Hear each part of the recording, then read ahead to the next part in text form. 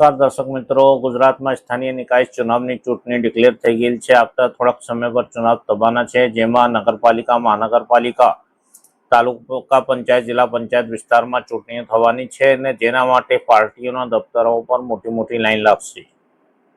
મને ટિકિટ આપો, મને ટિકિટ આપો, મને ટિકિટ આપો, મને ટિકિટ આપો, મને ટિકિટ આપો.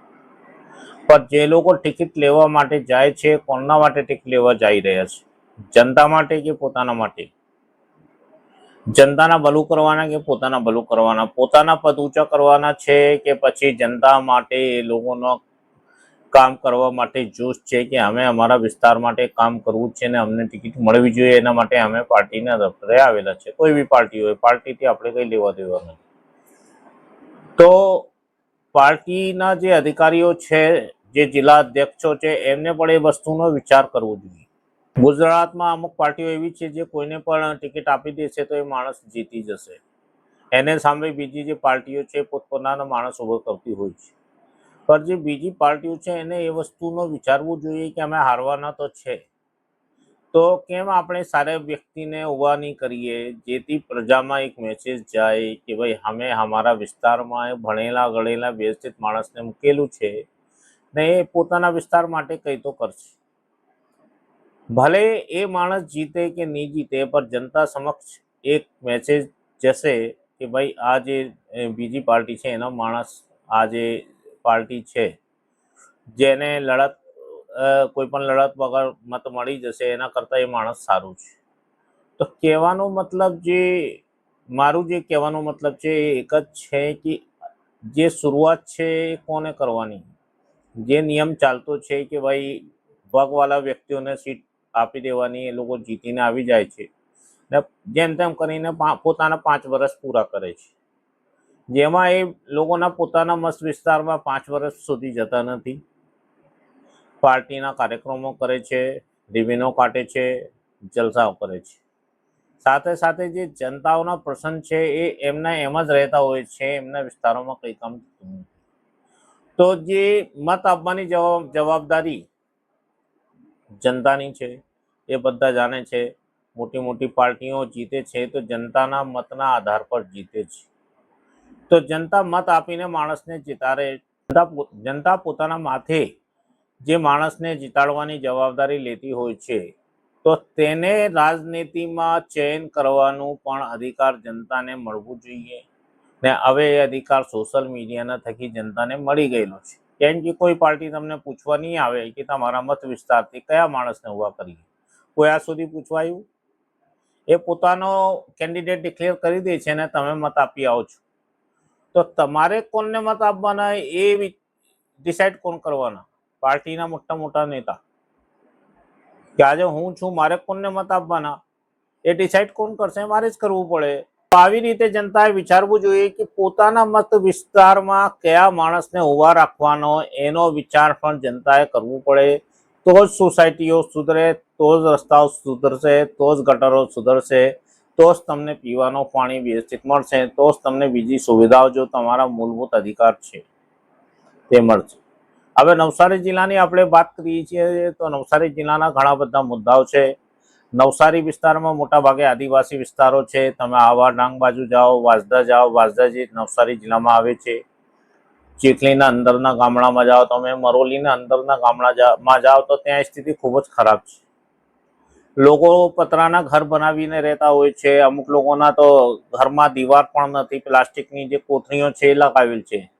એવી રીતે એ લોકો ઝૂંપડા બાંધીને રહેતા હોય છે. તેમના વિસ્તારમાંથી કેન્ડિડેટો જીતીને આવે છે ને એ જ લોકો એમને મત આપે છે. તો એ લોકોની હાલત કેમ સુધરતી નથી? પીવાના પાણી ભરવા માટે એ લોકો દૂર દૂર જાય છે. કેમ પીવાના પાણી નથી મળતું? દેશમાં પાણીની અછત છે, પરંતુ એમને સુવિધા આપવી નથી. તમે અમુક ફળિયામાં જાઓ, રસ્તા એટલા ખરાબ છે કે તમે ચાલી નહીં શકો અને વરસાદમાં વધારે ખરાબ થઈ જાય. વરસાદમાં અમુક ગામડામાં તમે જઈ બી નહીં શકો, આવી બધી કન્ડિશન ખરાબ છે. એ જ રીતે ઘણા બધા મુદ્દાઓ છે. આંગણવાડીના મુદ્દા છે, પછી પ્રાથમિક જે સ્કૂલો છે એના મુદ્દા છે. ઘણા બધા મુદ્દાઓ જનતાના છે. નવસારીમાં તમે જુઓ તો વિજલપુર વિસ્તાર એક એવો વિસ્તાર છે જે અંદર તમે જશો તો રસ્તાઓના ઠેકાણા જ નથી. વરસાદ સિવાય બી ગટરો ઉભરાય છે અને પાણી ભરેલો હોય છે અને કાદવ કીચડ હોય છે. એવા અંદરના અમુક રસ્તાઓ છે કે જેમાં તમે નીકળી નહીં શકો. તે વિસ્તારથી બી તમે કેન્ડિડેટને જીતાડીને મોકલો છો. 5-5 વર્ષ એ લોકો તમારા સરકાર સમક્ષ પ્રતિનિધિ બનીને જાય છે, તો તમે કોઈ દિવસ સાંભળ્યું કે તમારા મુદ્દા લઈને ગયા? નગરપાલિકામાં કોઈ કોર્પોરેટર આવેદન આપવા ગયું છે કે કોઈ પણ તમારા વિસ્તારની સમસ્યાઓના એ લોકોએ રજૂઆત કરેલી છે કે ભાઈ અમારા વિસ્તારમાં એ વસ્તુ જોઈએ, અમારા વિસ્તારના બ્યુટિફિકેશન માટે આ વસ્તુ જોઈએ, સરકારે અમારા વિસ્તાર માટે આ વસ્તુ કરવું જોઈએ? શાંતાદેવી રોડને લઈ લો. શાંતાદેવી રોડમાં દર વર્ષે પાણી ભરાઈ જતું હોય છે. શાંતાદેવી રોડનો મુદ્દો ગંભીર છે. અહીંયા ટોટલ જે છે આપણે સૌરાષ્ટ્રના અધિકતર 80% લોકો છે એ લોકો રહે છે ભાડાના. અમુક લોકો ભાડામાં અધિકતર મોટા ભાગે રહે છે, કેમ કે એ લોકો હીરાના વ્યવસાય સાથે સંકળાયેલા છે. વધારે પૈસા નથી એટલે ભાડાના ઘરમાં રહેતા છે. તો એ લોકો પોતાની અવાજ બુલંદ નથી કરતા, પરંતુ સમસ્યા તો છે. જે વરસાદ આવે છે ત્યારે તમને ખબર હોય કે કેટલા વિસ્તારોમાં પાણી ભરાય છે અને લોકોની શું દુર્દશા થાય છે. એ લોકોને ખાવાના ફાફા પડી જતા હોય છે. ત્યારે તમારા વિસ્તારના જે કેન્ડિડેટ હોય, તમને ભલે એ લોકો જમવાનું આપી જાય કે ભાઈ વાડીમાં જમવાનું બનતું છે 2 લાખ માણસના, તે અમારી જવાબદારી છે કે આ વિસ્તારમાં અમારે જમવાનું મોકલવાનું છે. તો આ સ્થિતિ આવીને તમે ઊભા થઈ ગયા જમવાનું વેચવા માટે. આ લોકો માંગવા મજબૂર નહીં થાય એના માટે તમે કઈ આયોજન લાવો? એ લોકોની પરિસ્થિતિ એકદમ ડાઉન થઈ ગઈ. એ લોકો રોડ પર આવી ગયા, ઘરમાં પાણી ભરાઈ ગયા, ત્યારે તમે ઊભા થઈ ગયા એને જમવાનું આપવા માટે. ત્યારે તમે નાવડીઓમાં બેસીને ફોટો પડાવો છો, હોસ્પિટલમાં જઈને ફોટો પડાવો છો. જ્યાં જમવાનું બનતું હોય છે ત્યારે તમે ફૂડ પેકેટ લઈને હાથમાં ત્યારે ફોટો પડાવો છો. તો આવી સ્થિતિ આવા જ કેમ દેવો છો તમે કે તમારે ફોટો પડાવવું પડે? તમે સોસાયટીમાં જઈને રોડ રિપેર કરાવો, ત્યાંના ફોટો પડાવો. લોકોને પાણી પીવા માટે 20-20 રૂપિયાના પાણીના બાટલા મંગાવવું પડે, તો તમે એ લોકોને નલના કનેક્શન આપો. 2 ટાઈમ એ લોકોને પાણી મળે, પીવાનું વ્યવસ્થિત સાફ પાણી મળે. તો એના કોઈ દિવસ મેં ફોટો જોયો નથી કે કોઈ પણ કોર્પોરેટરે આવી રીતે ફોટો પડાવ્યો હોય કે મેં મારા વિસ્તારમાં પાણીની વ્યવસ્થા કરી આપેલ છે, મહેરબાન કરીને બહારથી કોઈએ પાણી મંગાવવું નથી. તો એ લોકો ચેલેન્જ નથી લેતા. ચેલેન્જ જરૂરી છે.